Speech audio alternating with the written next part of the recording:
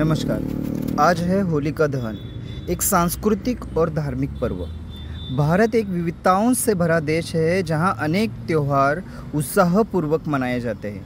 होलिका दहन होली से एक दिन पहले मनाया जाने वाला पर्व है, जो बुराई पर अच्छाई की विजय का प्रतीक माना जाता है।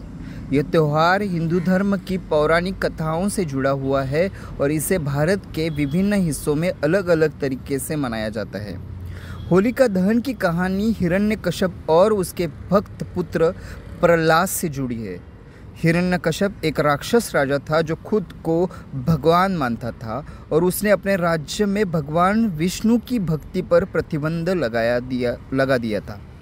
लेकिन उसका पुत्र प्रहलाद विष्णु का परम भक्त था। अपने बेटे को विष्णु भक्ति से रोकने के लिए हिरण्यकश्यप ने उसे अनेक यातनाएं दी, लेकिन प्रहलाद अपनी भक्ति से पीछे नहीं हटे।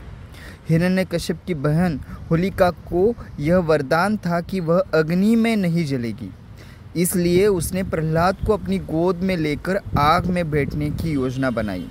लेकिन भगवान विष्णु की कृपा से प्रहलाद सुरक्षित रहा और होलिका जलकर राख हो गई। इस घटना की याद में हर साल होलिका दहन किया जाता है, जो सत्य और धर्म की विजय का प्रतीक है। होली के एक दिन पहले शाम या रात को लोग लकड़ियाँ, घास, कंडे और उपल्ले एकत्र कर एक चिता बनाते हैं। इस चिता की पूजा की जाती है और फिर उसे आग लगा दी जाती है। कई स्थानों पर लोग इस अग्नि में अपनी बुरी आदतों और नकारात्मक सोच का प्रतीक स्वरूप कुछ चीज़ डाल देते हैं, जिससे उन्हें मानसिक और आध्यात्मिक शुद्धि मिलती है। अच्छाई की बुराई पर जीत, यह पर्व अधर्म पर धर्म की विजय का प्रतीक है। यह बुरे विचारों को छोड़कर सकारात्मक सोच अपनाने का संदेश देता है। इस पर्व के अवसर पर लोग एकजुट होते हैं और आपसी संबंध मजबूत होते हैं।